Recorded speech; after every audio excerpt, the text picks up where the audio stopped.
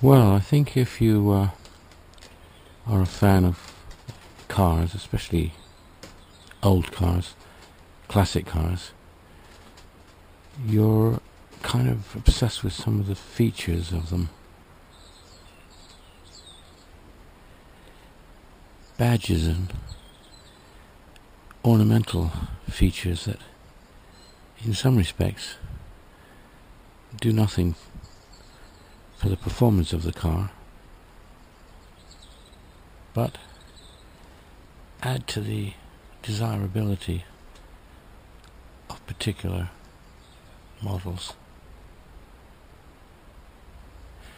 Yeah, there certainly are some aspects of cars that I personally really like. Actually, some almost iconic design features. I mean, look at these old badges. Just absolutely a work of art. And features like raised fuel caps on the outside of the car. And of course some symbols or badges are very iconic. I think probably Mercedes is the most iconic. Yeah, I mean, seeing this on the back of a car is probably a really iconic sort of symbol, really. Well, what am I talking about? I don't know, really. I just think, well, actually, what's brought this on, I guess, is I'm just off to a meeting. I'm on the committee of a local classic car club, and we have a meeting quite regularly, and we're organising various events up for the club, for members, car events, obviously. Sometimes we have runs out with the cars to a specific place. Sometimes we even have just a meeting and a talk at the a local club that we work out of. So we have speakers and everything that come and talk about various subjects. Sometimes it's not cars. We go on some longer runs. In fact, I'm organising up a weekend run later in the year where we're staying overnight and then going to a country house the next day. So that should be quite good. And the point is that all of us who are on the committee and the people that come to these events, we're sort of really passionate about cars, old classic cars, old cars really. We call them classics, but they're old cars, and we all have different types of cars, and I suppose different images of what we as people think of as the sort of cars that we associate with. Some people are associated more with, or feel more aligned to, sporting cars, sports cars, to be specific. There are people who, which included myself at times, were very much into American cars, older American cars.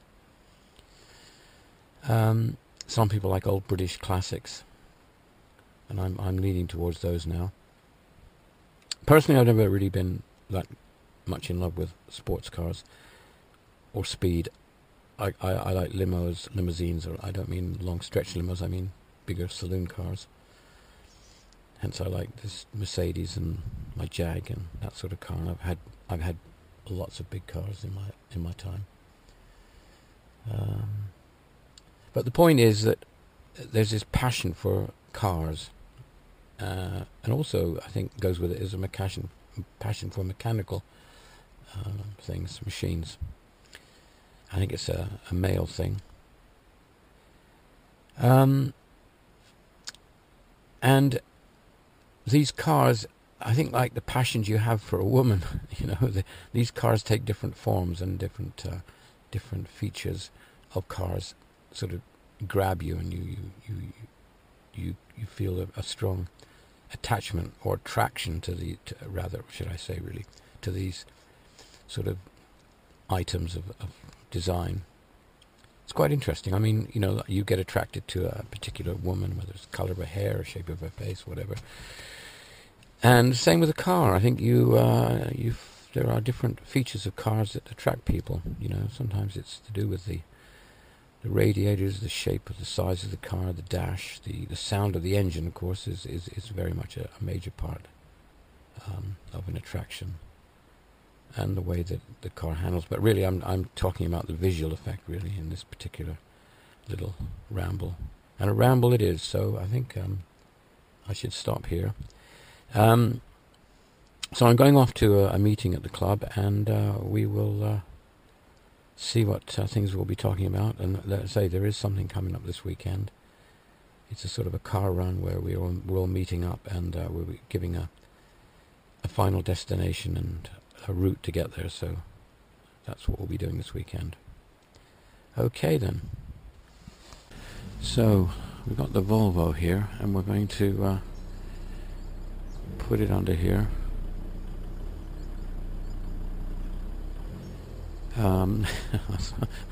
Good, I'm glad you didn't knock that post down. We're going to put it under here, so Tom's going to take the back out, a lot of the back out, and put this new fuel pump in.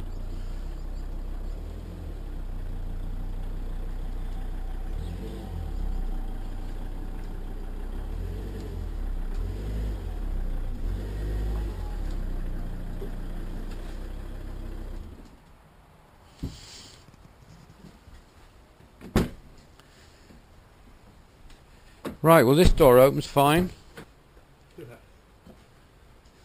Perfect. Perfect. Right, well, here we are. Action. Tools.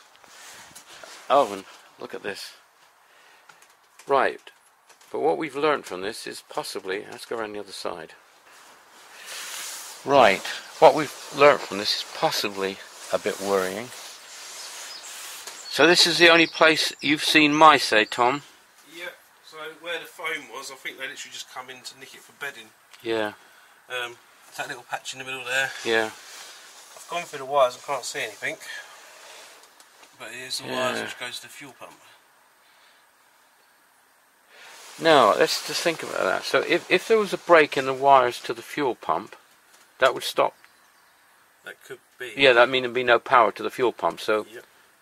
And if it's just a break and it can be move and touch itself again, that could be stop-start. Yeah.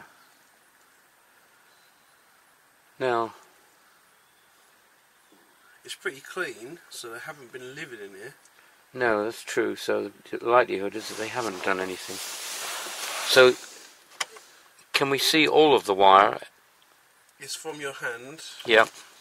That two black ones to that one. there, And there doesn't seem to be any. It doesn't look as if they've. No, they look brand new. Yeah.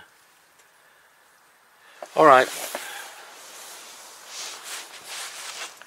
So the trick will be when we put a new pump in and fire it up and it won't start. Yeah. The best thing is if it's not going to work is it happens right away, so we don't waste our time. Oh dear. Okay. So that wasn't too bad, I guess. Right. So the seats are around here.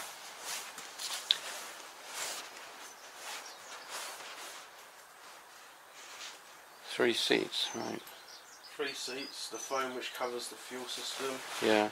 And the air pipe which does your heating. Alright. No wonder these cars are expensive. The amount of parts in them is amazing, isn't it? Quite amazing. You do have some of this soundproof in my van.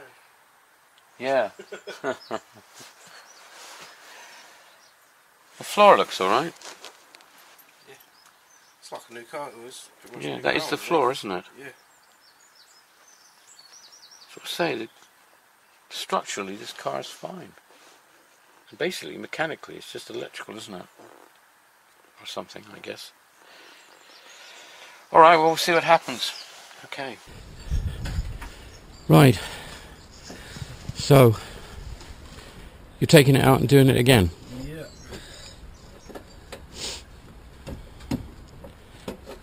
So it's just the float that was the problem, eh? Yeah, it's a bit more awkward than it looks because I have to put it all together every time. Right. See if we've done it right the next time. I must get these ones.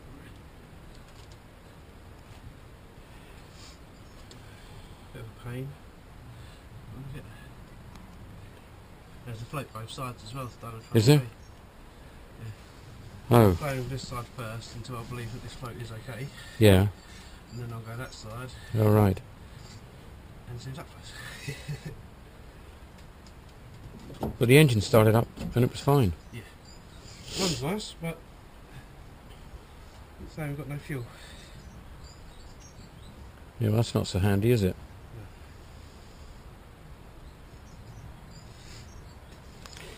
Okay. So I've taken the pipe off because there was another pipe which runs up to here with another wire which plugged inside there if it was in the way. But these pipes all kind of go round, and then what angle's that sitting at there, and then go round to the other side. So just sitting on the side, so I reckon I've got the thing kind of looped up over it and going that way is my assumption. So this can't do its thing. But it is rather dirty inside and gritty. Yeah. So I wouldn't be surprised if there was something wrong with it. It may well be the point, isn't it, that it was getting blocked up.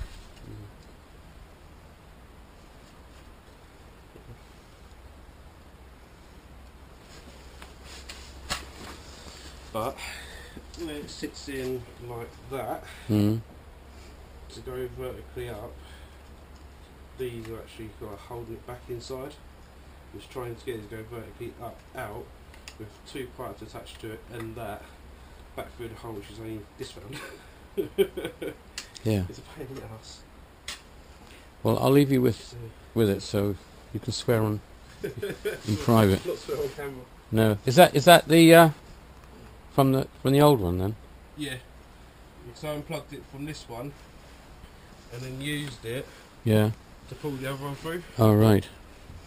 Because when I undone that one, it was literally to the brim of diesel, where it's so full.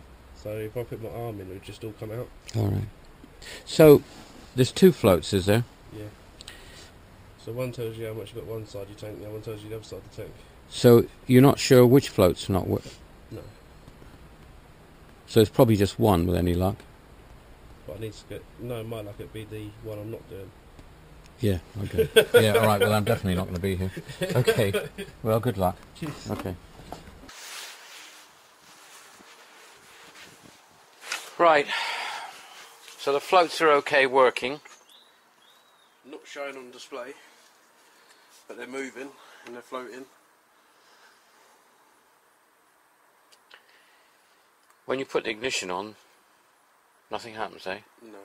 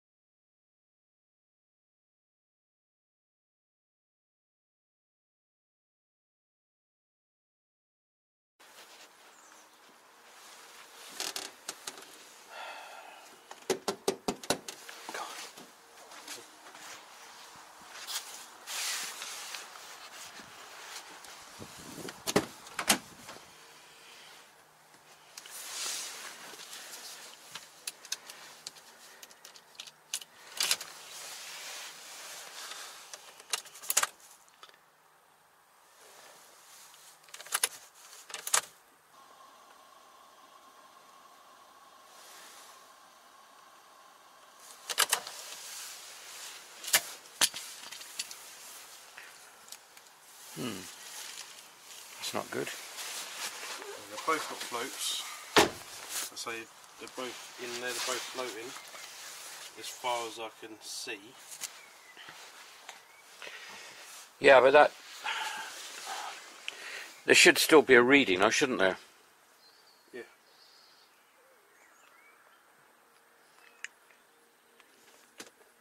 And with this one here, there's underneath that white cap, yeah, there's two plugs. One of them goes to the float and the other one comes out of it and into the new petrol pump. They're both attached. And then on that petrol pump over there you've got the one just going straight into the top of it. And then that's it, so it's just the three leads and they're all in place. I'm not putting it back together yet. No. What I would suggest, my suggestion is you tidy up. Charge it for the weekend. Yeah, let it charge. Just leave it on charge. Gonna put all the diesel rags and everything in this box. Yeah. You can use that to light the fire with. Yeah. I would just clear everything up. The stuff in there is in each foot of each compartment. Yeah, I'm not going to touch anything. Yeah. I won't touch anything. I'll keep it neater. But, well, I mean, just clear the rubbish up and just get it out of the weather in case it rains and just leave it till Monday. And then, hopefully, if we start the engine up and it runs, and then we can see whether we can get that working. Might not have enough power. Leave this on charge. There's no reason why it can't go on charge. Is that charger working? Yeah, charging. Oh, we'll just leave it on charge. It's a big battery. We'll leave it on charge till Monday. Yeah. It comes attached under there. Put this one will go there. But it comes attached underneath, so you can go through the hole better. I didn't know that. I took it back out and it was still there. So then I released it and tested it once it was in by I put a screwdriver through and just touched that and saw that it was moving. So it was free, and then just put it down and went in. So I know that was doing that when it was about that far from the top. And obviously I couldn't see it if that last it would push down till it sealed. So it was free. And then, but maybe there's no fuel in the pump, and until the fuel's in the pump, you know, that isn't going to work.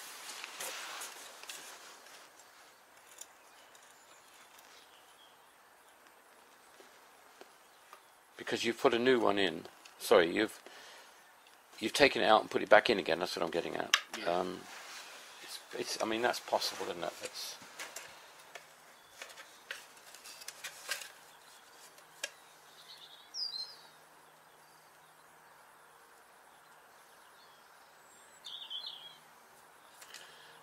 if it don't work, to test it with the old float. if you take the connection off of that and plug it onto that, in theory, when you move the arm up and down, it should do something, shouldn't it? Yeah, because we know this float works before it come out. Yeah. Because it might be the float on that's faulty. All right. Well, yeah. Well, let's wait till the battery's charged up on Monday. Well, the poor old Jag, it's given up its home, so the Volvo can sit there and get charged up. So I think I might as well take it out.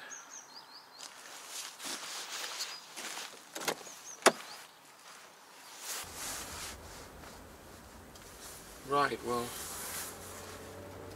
it's the first time I've really had this this Jaguar out and about for a little while, probably a couple of months, I guess. What with being away on holiday. I actually, I like big cars. I like big limousine type cars. Used to driving big American cars, old American cars.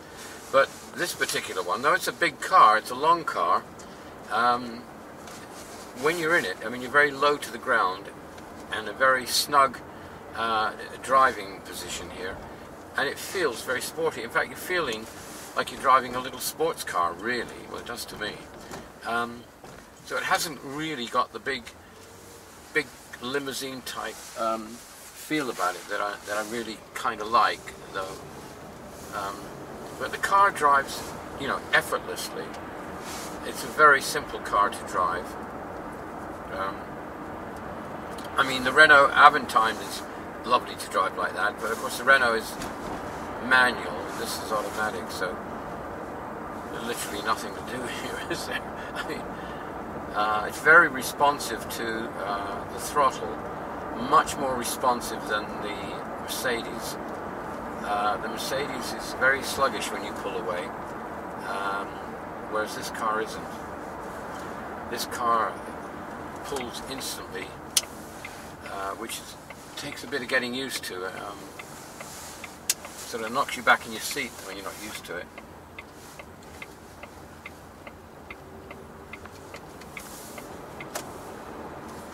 Funny, the indicators on this, you have to really wind the steering wheel back again for them to cancel, and you kind of notice that. See, I touched the throttle slightly there, and it shot forward. Yeah, you signal on a corner, and you find that you've gone round the corner, you're going up the straight, and the signals are still going.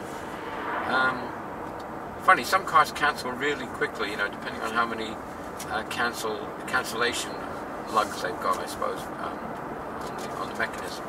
But this one doesn't cancel that easy. It's kind of annoying, that, I think. See, as soon as I touch that throttle, I hardly touch it, and the car just lurches forward. And the Mercedes, you have to really just put your foot down to the floor almost, and it just slowly glides away. Certainly a different type of box. Well, obviously this is a newer box, automatic box, I guess. Right, so this particular car is, I don't know, when I talk about what you're attached to, it's funny, I mean, I'm attached to some of the cars much more than I am to this one. Though I like this car, it really is, it drives lovely, and it's, see, I just sort of, I can just see how this, I can see it. So I was just looking at the indicator turning off there. Anyway, no, this car, it does everything so well, and it's just comfortable and easy to drive, and maybe that's part of its downfall, I guess, in a way that it just hasn't got quite the excitement. But anyway, I used to feel that about the Volvo, and now I'm becoming more attached to that, probably because it's going wrong and I can't get it right. And I feel really bad about the Volvo because, you know, the outcome for it, if we can't get it working, is not good. It's not really drivable now because it runs perfectly well, and then suddenly, out of the blue, it won't start. It just will not start. And then suddenly, out of the blue, it will start. So that's just, you know, unacceptable. You can't take a car out, and it seems to that it will stop. Even, you know, you could be at a traffic lights and suddenly the car dies and you're left stuck there. So that's not really any good at all. What happened was, I mean, Tom fitted the new fuel pump, which was like a two-part pump. There was two different pumps in it, two different tanks, or two different sections of the tank. And he fitted them, and everything seemed to be fine. He started the engine up, and it started fine. It was running lovely. Then he realized that the fuel gauge wasn't registering. So he had to take one of them out, and then he discovered that he'd incorrectly fitted it so that the float wouldn't work properly. It was snagged. So what he's done is he put it back and had the float working properly, and then we couldn't start the car because the battery had now gone flat from not being used but being churned over all the time. So we're charging the battery up, but when we turn the ignition on, the float, or well, the fuel gauge still doesn't show any fuel in it. It's just not moving. Anyway, I think until next week or Monday, when it's fully charged, we'll start it up and drive it maybe and see what happens. Take it from there.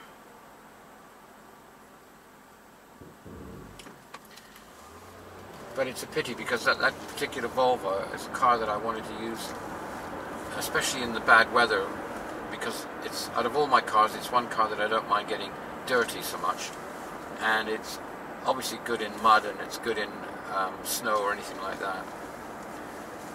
And this winter I've had the choice of taking my Mercedes or my Aventime out in the bad weather, neither of which I really wanted to do, and I kept away from taking the Mercedes out from this Jag out. It's dry today, so it's not too bad.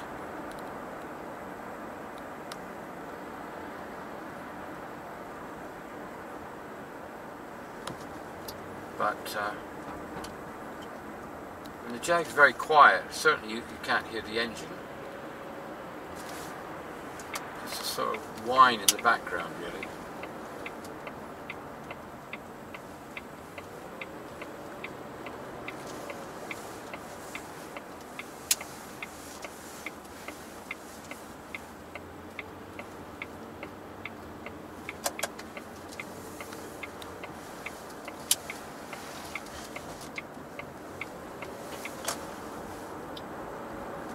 So I'm just going to park in the car park of a club here which I belong to, and it has a car park in the middle of town, and it's at this club that we run also the Classic Car Club, and we're holding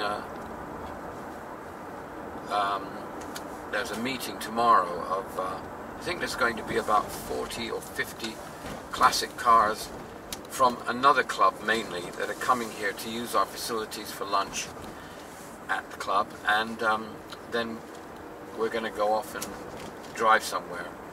So it's kind of like a halfway stage, because the actual run started earlier in the morning, tomorrow morning early, and halfway for lunch they're coming to this club where I am. I could have gone to the start and done the whole thing, but I'm actually sort of taking the easy route. I'm going to have lunch and then go off on the last half of it. But this particular club is good because it's got its car park in the middle of town, which is very handy, and it's certainly handy when we want to host another car club, so the members can come from the other car club and they can park their cars in the middle of town. So it should be quite a good event.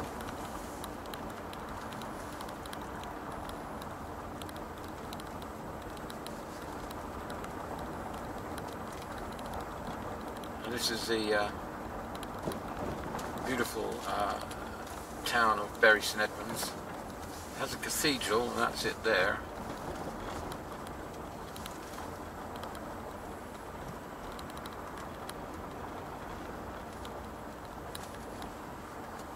It's a lovely old English town. We used to call it a county town, I guess, but it's become, over the last few years, it's become, especially the last 10 years, where it's been developed so much, it's become very, it was a county town full of basically farmers, and this is the Farmers Club, which I'm a member of, but now it's become very middle class, very affluent area.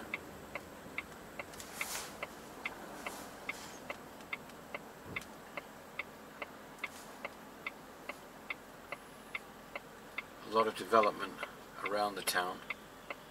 New houses going up everywhere, including my development, a little development of a few houses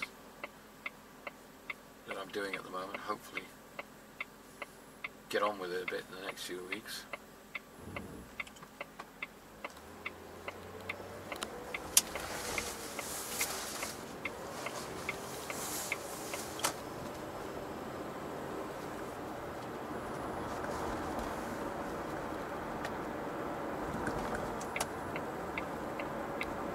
Right, so this club of mine is this end building. There's an end building here.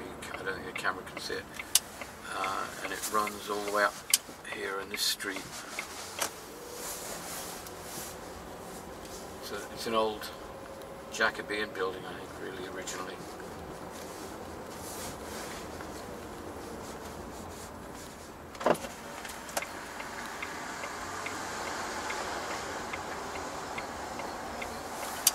So we've got this car park here.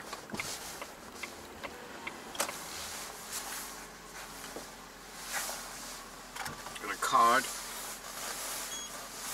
Gets me in.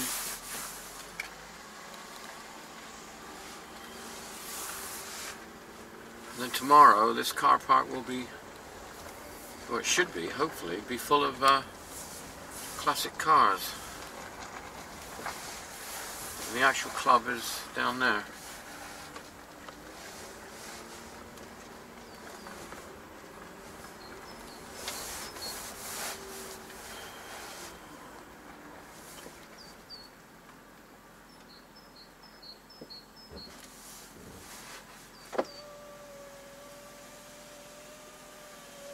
Right, so we'll see what happens tomorrow.